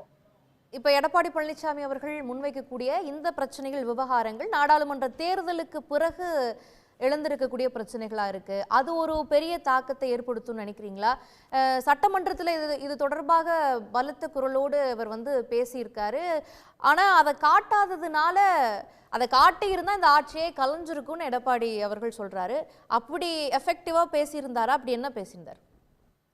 எப்படி ஆட்சி கலையும்? கனவுகளுக்கு ஒரு அர்த்தம் இருக்கணும், கனவுகளுக்கு ஒரு எல்லை இருக்கணும். ஆட்சி எப்படி கலையும்? இவருடைய பேச்சை அப்படியே ஒளிபரப்பி இருந்தால் எப்படி கலைஞ்சிரும்? ரெக்டோரிக்னு நினைக்கிறீங்களா? ரெட்டாரிக், காற்றை மாசுபடுத்தக்கூடிய வெற்று முழக்கம் அது. ஓகே, அதை தாண்டி அதுக்கு என்ன பொருள் இருக்கு அதுல? அது போக நீங்க கேட்டது, நிகழ்ச்சிக்குள்ள நீங்க கேட்டிருக்கிற கேள்வி வந்து முக்கியமானது. இன்னும் அஞ்சுகிறதா அப்படின்னு ஒரு கேள்வியை கேட்டிருக்கிறீங்க. இன்னும் அஞ்சுகிறதான்னா ஏற்கனவே அஞ்சியது அப்படின்ற ஒரு பொருளும் அதுக்குள்ள வருது. அவர் முதலமைச்சராக இருந்த காலத்திலிருந்து அதற்கு அப்பவும் அச்சத்தோடு இருந்தார்கள்ங்கிறதுக்கு பல நிகழ்வுகள் இருக்கு. அதற்கு பிறகு தொண்டர்களுடைய வற்புறுத்தலின் பேரில் கூட்டணியை விட்டு அவர் வெளியில வரும்போது அப்பவும் பாஜக தொடர்பான விமர்சனங்களை அவர் தவிர்த்தே வந்திருக்கிறார். மாநில பாஜக தலைவர் மீதான விமர்சனங்களை மட்டும்தான் அவர் முன் வச்சாரே தவிர ஒன்றிய அரசின் மாநிலங்களுக்கு எதிரான, குறிப்பாக தமிழ்நாடு அரசுக்கு எதிராக ஒன்றிய அரசு, ஆளுநர் போன்றவர்கள் இடையூறாக இருந்த எந்த விஷயத்தையும் குறித்து கடுமையான கண்டனத்தை அவர்கள் வெளிப்படுத்தவில்லை. அதிமுக வெளிப்படுத்தவில்லை அப்படிங்கிறதையும் இதோட சேர்த்து தான் பார்க்க வேண்டியது இருக்கு. அந்த பீரியட மாதிரியே தான் இப்போதும் நிகழ்வுகள் தொடர்கின்றன. அதனால பாஜகவை கண்டு இன்னும் அதிமுக அஞ்சுகிறது அப்படின்றதுதான் நீங்க கேட்டிருக்கக்கூடிய கேள்விக்கு பதிலாக தெரியுது. இப்போ ரீசெண்டா நடந்த அந்த அண்ணல் அம்பேத்கரை அவமானப்படுத்திய உள்துறை அமைச்சர் அமித்ஷாவை கண்டிக்கிறதுக்கு கூட அதிமுக தயாராக இல்லை. எடப்பாடி பழனிசாமியிடம் இப்போது கேட்ட கேள்வியில கூட, நேற்றோ கேட்ட கேள்வியில கூட அவர் வந்து ஜெயக்குமார் கருத்து சொல்லியிருக்கிறாரு. அந்த கருத்து தான் என்னுடைய கருத்து அப்படின்னு சொல்லிட்டு அமித்ஷா பெயரை கூட உச்சரிக்காமல் நகர்ந்து போறதை தான் பார்த்திருக்கிறோம். ஒரே நாடு ஒரே தேர்தல் தொடர்பான விவாதங்கள் வெளியில வந்த போதும் அவங்க ஆரம்ப கட்டத்தில் 2015 ஜெயலலிதா இருக்கும்போது ஆதரிச்சிருக்கிறாங்க, 2018 இவர் ஆட்சி இருக்கும்போது எதிர்த்து இருக்கிறாங்க, திரும்ப 2021 ஆட்சியில் இருந்து இறங்கியதற்கு பிறகு ஆதரிக்கிறார்கள், ஒரே நாடு ஒரே தேர்தலை ஆதரிக்கிறார்கள். இப்போது எதுவுமே பதில் சொல்லாம அமைதியாக இருக்கிறார்கள். ஆக இப்போதும் தங்களுடைய கருத்தை வெளிப்படையாக பேசுவதற்கு அவர்களால் முடியல. நிவாரண நிதி தொடர்பான பிரச்சனைகளும் அதே மாதிரிதான். 2023 வெள்ளத்திற்கான வெள்ள நிவாரண நிதியே இன்னும் வந்து சேரல. ஸ்டேட் டிசாஸ்டர் ரெஸ்பான்ஸ் மேனேஜ்மெண்ட் ஃபண்டை வந்து கொடுப்பதை தாண்டி வேறு எதுவும் நேஷனல் டிசாஸ்டர் ரெஸ்பான்ஸ் மேனேஜ்மெண்ட் ஃபண்ட்ல இருந்து வரல அப்படின்றத சொல்லக்கூட எதிர்கட்சி தயாராக இல்லை. அதிமுக என்ற காரணத்துக்காக யாரும் விமர்சிக்க விரும்பல. அதுதான் இன்று எதிர்கட்சி வந்து தமிழ் மாநிலத்தை பாதிக்கக்கூடிய, தமிழ்நாட்டை பாதிக்கக்கூடிய பிரச்சனைகளுக்கு ஆளும் மாநில அரசை நீங்க ஆதரிக்க வேண்டியது இல்லை. ஆனா அரசு செயல்பட விடாமல் தடுக்கக்கூடிய தடைகள் என்ன என்பதை பற்றி வெளிப்படையாக தமிழ் மக்களிடம் பேச வேண்டாமா? அதை கூட பேசாம இருப்பதற்கு என்ன காரணம்? எதிர்கட்சியாக இருக்கக்கூடிய இடங்கள்ல, எதிர்கட்சின்னா அந்த மாநிலத்தில் ஆளும் கட்சிக்கு எதிராக மட்டுமே பேசுவதுதான் எதிர்கட்சின்னு ஒரு இலக்கணத்தை தங்களுக்கு தாங்களே வகுத்து கொண்டிருக்கிறார்களா? அப்ப மக்களுடைய உண்மையான பிரச்சனைகளுக்கு மக்கள் பக்கம் நின்று, இப்போதைக்கு திமுக எதிர்ப்பு அரசியல் மட்டும் தானே கையில இருக்கு. ஒன்றிய அரசை எதிர்த்து செய்யக்கூடிய அரசியலை செய்ய முடியாது. அப்ப மக்களிடமிருந்து வாக்குகளை பெறுவதற்கு இந்த எதிர்ப்பை தானே அவங்க தீவிரமா பேசி ஆகணும். அதுல திமுக எதிர்ப்பு அவங்க கையில இருக்கிறது ரைட்டு தான், அந்த எதிர்கட்சிங்கிற முறையில. ஆனா திமுக எதிர்ப்புங்கிற ஒற்றை எதிர்ப்பு மட்டும் போதுமா? தமிழ்நாட்டு மக்களை பாதிக்கக்கூடிய பிரச்சனைகள்ல தமிழ்நாட்டு எது உண்மையான காரணம் என்பதை சொல்ல வேண்டிய பொறுப்பு 30 ஆண்டு காலம் ஆட்சியில் இருந்தது நாங்க தான் அப்படின்னு ஒவ்வொரு முறையும் கிளைம் பண்ற அதிமுகவுக்கு அந்த கடமை இல்லையா? இப்ப ஆட்சியில் இல்லை என்றால் எதை பற்றியுமே பேச மாட்டோம் அப்படின்னு அமைதியாக இருப்பீங்களா? அந்த அமைதிக்கு பெயர் தான் அச்சம் அப்படின்னு எல்லாராலும் இன்டர்பிரேட் பண்ணப்படுகிறது. Okay okay. திரு சுமந்த், உங்களுடைய பார்வை என்ன? இப்போ ஆளும் அரசுக்கு எதிராக எடப்பாடி பழனிசாமி அவர்கள் முன்வைத்திருக்கக்கூடிய இந்த முழக்கங்கள் எடுபடுமா? அண்மையில நிறைய பிரச்சனைகள் ஒன்றிய அரசு சார்ந்து எழுந்திருக்கிறது. நாடே அம்பேத்கர் விவகாரத்துல கருத்து சொல்லிட்டு இருக்குது. மாநில உரிமைகள் தொடர்பாக நிறைய விஷயங்கள்லையும் அதிமுக ஒரு தெளிவான ஒரு தீர்க்கமான ஒரு முடிவையோ பதிலையோ இதுவரைக்கும் சொன்னதில்லை. இந்த விவகாரம் தொடர்பாகவும் எடப்பாடி பழனிசாமி அவர்கள் பேசல. அப்ப திமுக எதிர்ப்பு அரசியல் மட்டுமே எடுபடும் நினைக்கிறாரா? ஒன்றிய அரசை கண்டு அச்சம் இருக்கிறதுன்னு சொல்லக்கூடிய முதலமைச்சரின் குற்றச்சாட்டு உங்கள் பார்வையில் எப்படி இருக்கு? முதல்ல 2 விஷயம் நம்ம புரிஞ்சுக்கணும். ஒன்று, தமிழ்நாட்டில் பாஜக உள்ள வந்துடும் அப்படிங்கிற ஒரு பொசிஷனை வைத்துக்கொண்டு அதிலிருந்து பெறக்கூடிய ஆதாயம், தேர்தல் ரீதியான ஆதாயம் குறைந்து கொண்டு வருகிறது. அது முழுமையாக போயிடுச்சுன்னு நான் சொல்ல மாட்டேன். இன்றைக்கும் ஒரு ஆன்டி பிஜேபி சென்டிமெண்ட் இருக்குது. ஆனால் முன்பு இருந்ததை காட்டிலும் அது குறைய தொடங்கிவிட்டது. ஏன்னா பாஜக இன்றைக்கி உங்களுக்கு பிடிக்குதோ பிடிக்கலையோ சென்ற தேர்தலில் 10% வாக்குகளை பெற்றிருக்கிறார்கள். ஸோ நிச்சயமாக பாஜக ஒரு தீண்டத்தகாத கட்சி ஆக மற்ற கட்சிகளின் பார்வையில் இருப்பது அந்த காலகட்டம் மெதுவாக குறைந்து கொண்டிருக்கிறது. முற்றிலும் நீங்கி விட்டதானா நான் இல்லைன்னு சொல்வேன். ஆனால் பெருமளவில் அது குறைஞ்சிச்சு. இனிமே எந்த ஒரு கட்சியும் பாஜக உள்ள வந்துரும்னு சொல்லிட்டு அதை வைத்துக்கொண்டு மட்டும் வாக்குகளை பெற முடியாது. பர்டிகுலராக ஒரு ஆளுங்கட்சியாக இருந்தாக்க இப்போ இந்த 2 விஷயத்தை திரு தமிழ்மணி ரொம்ப அழகாக சொன்னார். டங்ஸ்டன் விவகாரத்தில் மாநில அரசுக்கு தெரியாமல் எப்படிங்க இருக்கும்? சர்வே நம்பரை கொடுக்குறதே மாநில அரசு, ரெவன்யூ டிபார்ட்மெண்ட் தானே சர்வே நம்பரே கொடுக்கணும். எந்த இடத்துல எடுக்கணும்னு மத்திய அரசு எங்கே இதிலிருந்து பேராஷூட்டில் இறங்கிட்டு எடுத்துகிட்டு போயிடுவாங்களா? ஸோ இது என்ன எனக்கு புரியல. மாநில அரசினுடைய முழு நாலேஜோட தான் இது நடந்திருக்கிறது என்பது யாருக்குமே மாற்று கருத்து இருக்க முடியாது. மாநில அரசுக்கு தெரியாமல் இது நடந்ததுன்னா அது இன்னொரு இதை விட பெரிய ஃபெயிலியர். அட்லீஸ்ட் தெரிஞ்சிட்டு கண்டுக்காமல் விட்டுட்டாங்கன்னா அது வேறு. தெரியாமையே இவ்வளோ நடக்குதுன்னா அப்படின்னா அட்மினிஸ்ட்ரேஷனை பற்றி அது என்ன கூற முடியும்? ஸோ நிச்சயமாக அது ஒரு ஃபெயிலியர். இந்த சாத்தனூர் அணைங்கிறது என்னங்க இதை போய் எப்படி டிஃபெண்ட் பண்ண முடியும்? நீங்கள் 5 வார்னிங் கொடுத்தீங்க இல்லையா? யாருக்கு இந்த வார்னிங் கொடுத்தீங்க? கடைசி வார்னிங் அரசாங்கம் கொடுக்குற நியூஸே அதிகாலை 2:45 மணிக்கு வார்னிங்கை கொடுத்துட்டு அது வரைக்கும் அஃபிஷியலாக அவங்க கொடுத்துருக்கிற டேட்டா 24,000 கியூசெக்கோ 30,000 கியூசெக்கு. திடீர்னு 1,68,000 கியூசெக்கை எப்போ ரிலீஸ் பண்ணுறீங்க? உங்கள் ஸ்டேட்மெண்ட், கவர்மெண்ட் ஸ்டேட்மெண்ட் 2:45 அதிகாலை. எத்தனை மணிக்கு ரிலீஸ் பண்ணுறீங்க? 3 மணிக்கு. 15 நிமிடத்தில் மக்கள் என்ன நடவடிக்கை எடுத்தீர்கள்? யாருக்கு இந்த இன்ஃபர்மேஷன் கொடுத்தீங்க? இந்த 15 நிமிஷத்தில் வில்லேஜர்ஸ் எல்லாரையும், கிராம மக்கள் எல்லாரையும் எழுப்பி அவங்களை இவாக்குவேட் பண்ணீங்களா? என்ன நீங்கள் இதை விளக்கிட்டு போயிடலாமே. என்ன ப்ராப்ளம்னா இது விளக்கப்படவில்லை. ஏன் விளக்கப்படவில்லைன்னா இல்லை, அந்த நடவடிக்கை இருந்தால் சொல்லிட்டு போயிருக்கலாமே. இந்த டைமுக்கு இது எல்லாம் நடவடிக்கை இல்லாம அங்க மக்களுக்கு ஏதாவது உயிர் சேதம் ஏற்பட்டிருக்கா? பாதிப்பு இல்ல, உயிர் சேத பாதிப்பு இல்ல. உயிர் சேதம் ஏற்படாமல் இருந்தது, ஏற்படாமல் இருந்தது அதிர்ஷ்டவசமான விஷயம். அதிர்ஷ்டவசமான விஷயம். அரசாங்கம் இல்லைன்னா 30ஆம் தேதிக்கு மேல மழையே இல்லைன்னு ஐஎம்டி சொல்லி இருக்காங்க. அப்ப எங்களுக்கு சரியான டேட்டா வரலன்னு சொல்றாங்க. 2000 ஒரு நிமிஷம் நீங்க என்ன சொன்னீங்க? போன வருஷம் பிடிஆர் உடைய ஸ்டேட்மெண்ட் எடுத்து பாருங்க. மாநில அரசே நாங்க வெதர் மானிட்டர் பண்ண போறோம் சொன்னீங்களா இல்லையா? பண்ணிருக்கலாமே. நீங்க சொன்னீங்க, நான் சொல்லல. It is nothing to do with state government. State government, மத்திய அரசு சரியில்லை, தண்டம் சரியா கொடுக்க மாட்டேங்கிறாங்க இன்ஃபர்மேஷன். நாங்களே வெதரை மானிட்டர் பண்றதுக்கு சொன்னாரா இல்லையா? அப்ப எதுக்கு எல்லாத்துக்கும் எக்ஸ்கியூஸ்ங்க? இதுல ஒரு மிகப்பெரிய 10 ஆண்டுகளுக்கு பிறகு இன்னைக்கு 2024 2015 செல்வி ஜெயலலிதா செம்பரம்பாக்கம் ஏரியை திறந்திருக்கிறார் என்று 9-10 ஆண்டுகளுக்கு பிறகு பேசக்கூடியவர்கள் ஏன் இதை ஒப்புக்கொள்ளவில்லை? இது நடந்தது உண்மை, எல்லாருக்கும் தெரியும். கவர்மெண்ட் ரெக்கார்டே சொல்றாங்க 1,80,000 கியூசெக் வரைக்கும் ரிலீஸ் பண்ணாங்க. அது மேன் மேட் டிசாஸ்டர் சிஏஜி அறிக்கை சொல்லுது. இது அப்படி இல்ல, இது ஒரு இயற்கையான நிகழ்வு தான் சொல்றாரு.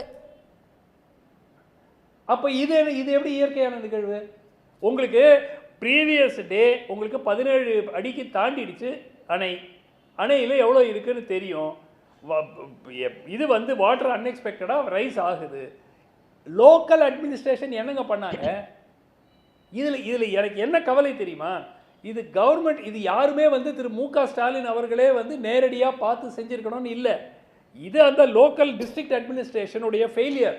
ஆனால் அது அரசாங்கம் தனக்கு பேர் கெட்டு போயிருங்கிறதுக்காக இதை கவரப் பண்ணுறதுனால அந்த அதிகாரிகள் நாளைக்கு இருப்பாங்க. அடுத்த வருஷம் இந்த மாதிரி மழை வந்தால் இதே மாதிரி தான் அவங்களும் செயல்படுவாங்க. அரசாங்கம் என்ன செஞ்சுருக்கணும்? யார் அந்த டிஸ்ட்ரிக்ட் கலெக்டர் என்ன பண்ணாரு? அந்த லோக்கல் ரெவென்யூ அஃபிஷியல்ஸ் என்ன பண்ணாங்க? ஏர்லி வார்னிங் சிஸ்டம் ஏன் கொடுக்கல? அவங்கள கேள்வி கேட்டிருந்தா மக்கள் அப்ரிஷியேட் பண்ணுவாங்க. ஒண்ணுமே நடக்கல, எல்லாமே சரியா தான் நடந்ததுன்னா அதே அதிகாரிகள் அடுத்த வருஷம் இதே தான் பண்ண போறாங்க. இது வந்து திட்டவட்டமாக it's a failure of governance. இது எல்லோருக்கும் தெள்ளம் தெளிவாக தெரிகிறது. இன்னொரு விஷயம், நம்முடைய தலைப்புல இருக்கக்கூடிய கேள்விக்கும் நான் உங்ககிட்ட வந்துடுறேன். அமித்ஷா தொடர்பாக நாடு முழுவதும் அம்பேத்கர் விவகாரத்துல கருத்துகள் தெரிவிக்கப்பட்டு அது ஒரு பெரிய சர்ச்சையா எழும்பி இருக்கிறப்ப அது தொடர்பாக ஒரு மாநில கட்சியாக எடப்பாடி பழனிசாமி அவர்கள் சொல்றதுக்கு ஒரு கருத்துமே இருக்காதா? அப்ப ஏன் அதை சொல்லிக்கிட்டு ஏதோ ஒரு பயம் தொக்கி நிக்குது? ஏதோ ஒரு நான் உங்ககிட்ட ஒண்ணு சொல்றேங்க, நான் ஒண்ணு உங்ககிட்ட சொல்றேன். நாளைக்கு ஒரு கூட்டணிக்கு வாய்ப்பு இருக்கிறது. அதிமுகவுக்கும் பாஜகவுக்கும் பாட்டாளி மக்கள் கட்சி போன்ற கட்சிகள் எல்லாம் ஒன்று கூட சென்ற 2024 தேர்தலிலேயே 40-0 என்று திமுக கூட்டணி வென்ற தேர்தலிலேயே இவர்கள் 3 பேரும் ஒன்றாக இருந்திருந்தால் 12 இடங்கள் 10 இடங்கள் உறுதியாக ஜெயிச்சிருப்பார்கள். ஸோ இது அந்த டைம் மாறி போச்சுங்க. நீங்க திருப்பி பாஜகன்னு சொல்லி மிரட்டுற அந்த இது வந்து மக்கள் என்ன சொல்றாங்க? ஒரு மாநில உரிமை சார்ந்த விஷயங்கள்ல பேசணும்ல. ஒரே நாடு ஒரே தேர்தல்ல என்ன நிலைப்பாடு இருக்கு? அதற்கு என்ன குரல் கொடுத்தாங்க? மாநில அரசுக்கு வராத அவங்க ஆதரவை தெரிவிச்சிட்டாங்க, முதல்லயே தெரிவிச்சிட்டாங்க. அது ஒரு மாநில உரிமை சார்ந்த விஷயம். அதிலும் சமரசம் செய்கிறாரா?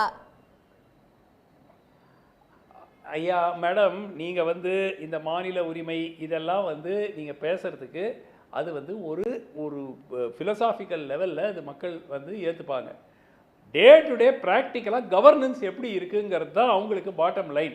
அவங்களுக்கு தேவையான விஷயங்கள் இந்த பிலோசாபியை பேசி தான் நீங்க லோக்கல் அட்மினிஸ்ட்ரேஷன் சரியில்லைன்னா மாநில உரிமைகளை நிலைநாட்டுவார்கள். இந்த பிலோசாபி தமிழ்நாட்டுல எடுபடுது. எதனால அடிச்சாங்க? கூட்டுங்க, ஓட்ட கூட்டுங்க. நீங்க ஒண்ணுமே இல்லை. இந்த நாடாளுமன்ற தேர்தலில் பாஜக உள்ள வந்துருங்கிற பயத்தில் போட்ட மக்களே எல்லாம் அந்த 2 அணிகளும் ஒன்று கூடினா 10 சீட்டு தோத்துருப்பாங்க. அது உங்களுக்கு தெரியும். பாஜக ஓட்டு போடுறாங்கன்னா பாஜக வரக்கூடாதுங்கிற எண்ணமும் அது இந்த பிலாசபியும் தான் இந்த மண்ணில எடுப்படுது. அதைத்தானே எடப்பாடி பழனிசாமி அவர்கள் எடுத்து அரசியல் பண்ணணும். பாஜக இங்க பாருங்க, முதல்ல ஈவன் 6 மாதம் ஓராண்டுக்கு முன்பு கூட பாஜகவுக்கு எதிராக தமிழ்நாட்டில் ஒரு வெரி ஸ்ட்ராங் சென்டிமெண்ட் இருந்தது. அந்த சென்டிமெண்ட்டுக்கான இருக்கு. நான் வந்து அப்படியே பாஜக மேல மக்கள் அப்படியே ஆர்வமா இருக்கிறாங்க, நோ. ஆனால் அந்த எதிர்ப்பு ஓரளவுக்கு குறைந்திருக்கிறது. அதற்கு ஒரு மிக முக்கிய காரணம் திமுக அரசினுடைய செயல்பாடு. அந்த செயல்பாடுகளை பார்க்கும்போது என்னங்க, அதிமுக ஜெயிக்கணும்னா பாஜகவோட கூட்டணி வச்சாதான் அதிமுக வந்து திமுகவுக்கு எதிர்த்து நிற்க முடியும், திமுக கூட்டணிக்கு எதிர்த்து நிற்க முடியும். அதனால அவங்க மைனர் பார்ட்னரா இருந்தா கூட அந்த கூட்டணிக்கே ஓட்டு போடலாங்கிற ரீதியாக மக்கள் சிந்திக்க கூடும். 26க்கு நெருங்க. அதனாலதான் திரு எடப்பாடி அவர்கள் இன்னைக்கு பாஜகவை கிரிட்டிசைஸ் பண்ணலன்னு. அதை நீங்க எவ்வளவு நாள் சொன்னாலும் முன்னாடி இருந்த எஃபெக்ட் அதுக்கு இனிமே கிடையாது. எடப்பாடி பாஜக பற்றி ஒண்ணுமே விமர்சனம் செய்ய மாட்டேங்கிறாரு. மாநில அரசுக்கான அதிருப்தி இருக்குன்றீங்க. நான் கேட்கிறேன், பார்வையை கேட்டுட்டு வரேன். திரு காரை அலை கிடையாது, அதிருப்தி நிச்சயமாக இருக்கிறது, அலை கிடையாது. சரி, ஓகே. ஒன்றிய அரசுக்கு எதிராக எவ்வளவு நாள் பேசிட்டு இருக்க முடியும்? அதெல்லாம் எடுபடாது. மாநில அரசின் மீது அதிருப்தி இருக்கு, அதைத்தான் எடப்பாடி பழனிசாமி அவர்கள் பேசுறாரு, அது எடுபடும்ன்றாரு சுமன் ஸ்ரீராம். இல்லை, 2 விஷயங்களை நீங்க பார்க்கணும். ஒரு தமிழ்நாடு அரசு சந்தித்து கொண்டிருக்கிற சவால்கள் என்ன? அது ஒரு முனை எதிர்ப்பு இல்லை, பல முனைகளில் இருந்து வருகிற எதிர்ப்பு. குற்றம் சொல்பவர்கள் ஒன்று, குறை சொல்பவர்கள் ஒன்று. அதை 2 தளத்திலிருந்து பார்க்கணும். இதில் சனாதனத்துக்கு எதிராக திராவிட மாடல் ஆட்சியினுடைய சாதனைகளை நிரூபிக்க வேண்டிய, இந்தியா முழுமைக்கும் கொண்டு போக வேண்டிய ஒரு தளத்தில் இருந்து பயணித்துக் கொண்டிருக்கிறோம். அதில் வெற்றியும் கண்டிருக்கிறோம். அந்த நிகழ்ச்சி அதெல்லாம் வெறும் பிலாசபிக்கல் இல்லை, அது பிலாசபிக்கலுங்கிறது அட்மினிஸ்ட்ரேட்டிவ் வகையில் அதுக்கு வரேன், நான் அதுக்கு ஒன்றா வர்றேன். இரண்டாவது, மக்கள் நல திட்டங்களை கொண்டு வருகிற பாஜக அரசு மக்களுக்கு எதிரான திட்டங்களை கொண்டு வருகிற பொழுது தமிழ்நாட்டில் மட்டுமில்லை பாராளுமன்றத்திலையும் குரல் கொடுக்க வேண்டிய பொறுப்பும் கடமையும் திராவிட மாடல் அந்த திமுக ஆட்சியினுடைய கூட்டணி கட்சிகளுக்கு உண்டு. அதை செய்து கொண்டிருக்கிறார்கள். வரலாறு காணாத இயற்கை பேரிடர் சென்னையில் துவங்கி தென் மாவட்டங்கள் போக இன்றைக்கு ஒட்டுமொத்த தமிழ்நாட்டிற்குமே ஒரு மிகப்பெரிய சவாலாக இருந்திருக்கிற இயற்கை பேரிடர். அது நீங்கள் சொன்னீங்க, அவர் சுமன் சி ராமன் சொன்னார், அது தமிழ்நாடே வெதர் ரிப்போர்ட்ஸில் நாங்கள் எடுப்போம்னு சொல்லியிருந்தாங்களேன்னு சொன்னார். எந்த ரிப்போர்ட்டை எடுத்தாலும் இன்றைக்கு இருக்கிற இந்தியாவில் இருக்கிற அந்த காலநிலை மாற்றத்தை அளவிடும் கருவிகளுடைய எஃபிஷியன்சிங்கிறது 40 to 50% தான். அதுக்கு மேலே எஃபிஷியண்ட்டாக உள்ள எக்யூப்மெண்ட் இந்தியாவிலே இல்லை. அதனால தான் இந்த சாத்தனூர் அணை நீங்கள் சொல்லுகிற பொழுது இவங்க திறந்து விட்டாங்கன்னு சொன்னாங்களே தவிர அந்த மழை பொழிவினுடைய அளவை அவங்களுக்கு சொல்லலை. 4000 கன அடியிலே திறந்தது 68,000 கன அடி வந்து இரவு 2:30 மணிக்கு 1,68,000 கன அடி திறந்து விட்டதற்கான காரணம் வந்தது 20 சென்டிமீட்டர் மழை பொழிவு பதிவு ஆகி கொண்டிருக்கிற சூழ்நிலையில் சாத்தனூர் அணைக்கு நீர் தருகிற 3 ஆறுகள் இருக்கிற அந்த பகுதிகளிலே மதியம் 2:30 மணிக்கு மேலாக 50 சென்டிமீட்டர் மழை தொடர் மழையாக பொழிந்தது மட்டும்தான் அங்கே இருக்கிற நிர்வாக கட்டமைப்பையே செயல்படாத அளவிற்கு எந்த அளவிற்கு இதை திறந்து விட முடியும் என்கிற ஒரு சூழ்நிலையில் அவர்கள் யோசிக்கக்கூட ஒரு நிலையில்லாத ஒரு சூழ்நிலையை இயற்கை ஏற்படுத்தியது. அதையும் தாண்டி இவர்கள் கொடுத்த அந்த 5 அறிவிப்பு என்பது மக்கள் ஏற்றுக்கொண்டிருக்கிறார்கள். தமிழ்நாடு அரசு கொடுத்த அந்த நிர்வாகம் கொடுத்த அறிவிப்பை மக்கள் ஏற்றுக்கொண்டதனால தான் நீங்க சொன்ன மாதிரி உயிரிழப்பு ஏதுமின்றி இந்த 2015 பிறகு தமிழ்நாட்டிலே இங்கே தமிழக முதல்வர் வைத்திருக்கிற முழக்கத்தை பார்த்தீங்கன்னா உயிரிழப்பு இதெல்லாம் தடுப்பது தான் நம்முடைய முதல் நோக்கம் என்று சொன்னது என்பது இவ்வளவு பெரிய இயற்கை பேரிடரில் உயிரிழப்புகள் இவ்வளவு பெரிய நிலையிலும் ஏற்படாத சூழ்நிலையை உருவாக்கி இருப்பது ஒரு வெற்றி என்று சொன்னாலும் இயற்கைக்கு எதிராக இதைவிட நாம் என்ன சிறப்பாக செய்துவிட முடியும் என்கிற அடுத்த கட்டத்திற்கு இந்திய ஒன்றிய அரசும் யோசிக்க வேண்டிய கட்டத்தில் தான் இன்றைக்கு உலகளாவிய என்விரான்மெண்டல் சூழ்நிலை இயற்கை சூழ்நிலை இன்றைக்கு இருக்குது. நம்ம நாட்டில் மட்டும் இல்லை, இப்போ சமீபத்தில் அமெரிக்காவில் மழை பெஞ்சதெல்லாம் 3 லட்சம் குடும்பங்களுக்கு ரோட்டில் நிற்கிறான், 3 லட்சம் குடும்பங்களுக்கு மின் இணைப்பு இல்லை.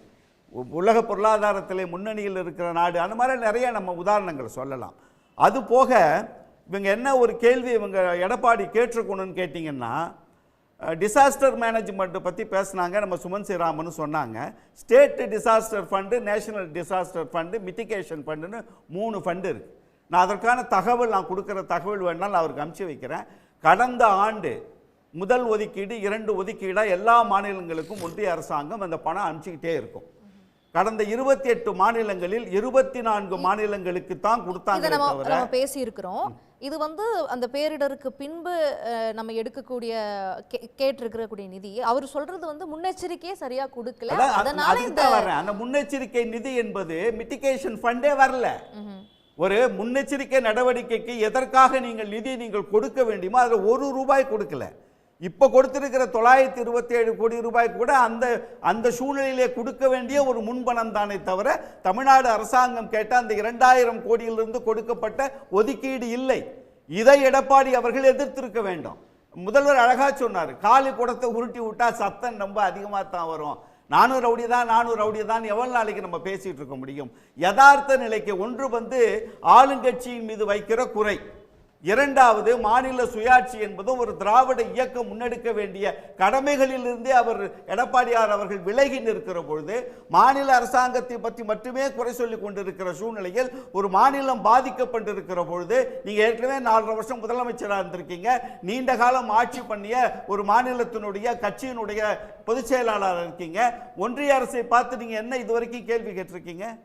ஒன்றிய அரசின் மீது என்ன குற்றச்சாட்டை வச்சிருக்கீங்க?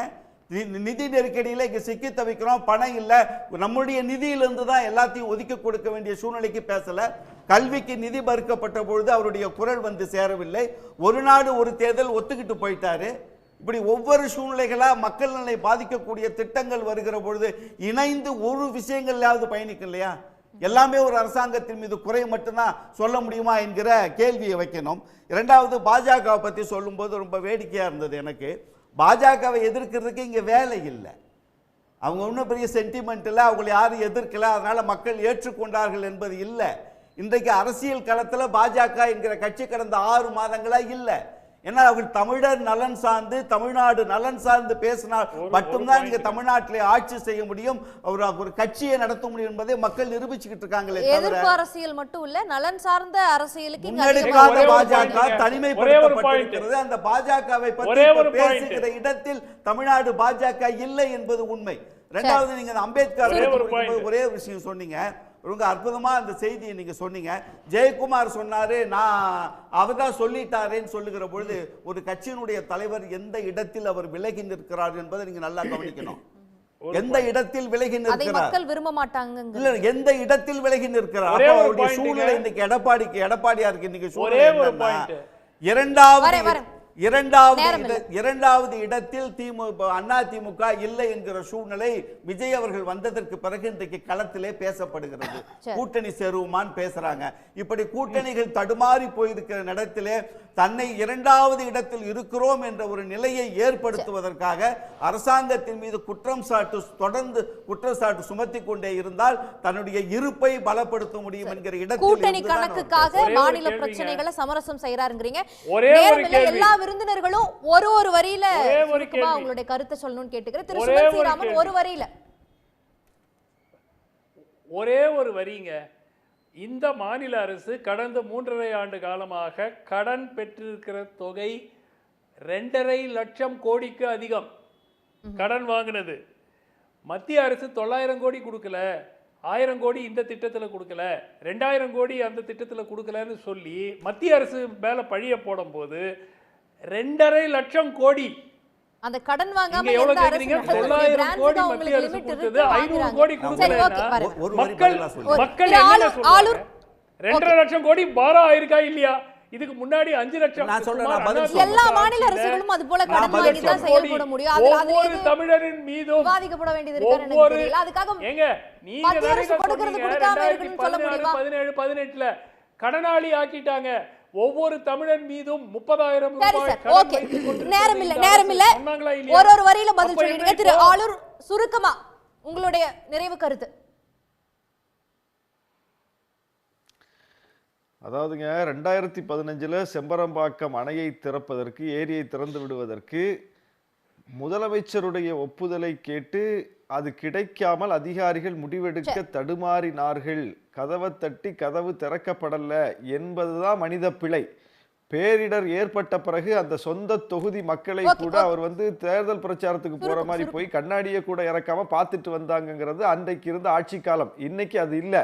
இன்னைக்கு களத்திலேயே நிக்கிறாங்க, அறிவிப்புகளை கொடுக்கிறாங்க, மக்களை காப்பாற்றி இருக்கிறார்கள். அப்ப ரெண்டையும் ஒப்பிட்டு சமன் பண்ணாதீங்க. அது வேற, இது வேற. சரி, ஓகே. திரு தமிழ்மணி சார், சுருக்கமா 10 செகண்ட்ஸ். ரொம்ப சுருக்கமா. மத்திய அரசை கண்டு மாநில அரசு நடுங்குது. எடப்பாடி இல்ல, ராகுல் காந்தி மேல போட்ட கேஸ் தப்பு, அவரை கைது பண்ணக்கூடாது, எஃப்ஐஆர் வித்ரா பண்ணுங்க சொன்னாரா முதலமைச்சர்? எங்க சொன்னாரு? சரி, திரு ஜென்ராம், உங்களுடைய இறுதி பார்வை சுருக்கமா. பாஜக போந்துடும் அப்படின்னு இனி இங்க எடுபடாது அப்படின்னு சொல்றாரு சுமன் ஸ்ரீராமன். அப்படி சொல்றது அதிமுக தான் அந்த மாதிரி சொல்லிட்டு கூட்டணியிலிருந்து விலகி நிற்கிறாங்க, கூட்டணிக்கு வரமாட்டேன்னு சொல்லிட்டு இருக்கிறாங்க. அவங்களுக்கும் அந்த கருத்து தீவிரமாக அவர்களிடத்திலயும் இருக்குது.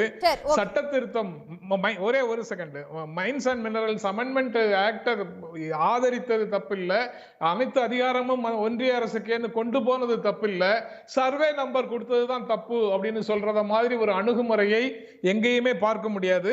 மத்திய அரசு மேல பழி போட்டு யாரும் சொல்லல, தர வேண்டிய பணத்தை கேட்கிறாங்க, அவ்வளவுதான். இந்திய அரசு வாங்கி இருக்கக்கூடிய கடன்களுக்கும் எல்லை இல்லாத அளவுக்கு போயிட்டு இருக்கு. அலார்மிங்கான சிச்சுவேஷன்ல தான் அது இருக்கு. தமிழ்நாடு அரசு வாங்கிய கடன் மட்டுமல்ல. Okay sir, thank you. திரு செல்வராஜ், மிக சுருக்கமா சொல்லிடுறேன். 2.5 லட்சம் கோடி ரூபாய் கடன் வாங்கினாங்க சொன்னாங்க. அது இந்த அரசாங்கம் அனுமதித்திருப்பது என்பது 28% நம்ம ஜிடிபியில் 25.6% இப்பொழுது வரைக்கும் கடன் தொகை தாண்டாங்க மெயின்டைன் பண்றோம். நீங்கள் கடன் தொகையை மட்டும் பார்க்க கூடாது, ஜிடிபி வளர்ச்சி தமிழ்நாட்டினுடைய ஜிடிபி வளர்ச்சி வளர்கிற பொழுது அதற்கான கடன் ஏறுவது என்பதும் ஒரு தொழில் வளர்ச்சிக்கு அடிப்படையானது என்பதை நீங்கள் புரிஞ்சுக்கணும். நன்றி அனைத்து விருந்தினர்களுக்கும் நன்றி, நேயர்களுக்கும் நன்றி. மற்றொரு நிகழ்ச்சியில் சந்திப்போம். வணக்கம். உடனுக்குடன் செய்திகளை தெரிந்து கொள்ள சன் நியூஸ் பெல் ஐகானை கிளிக் பண்ணுங்க.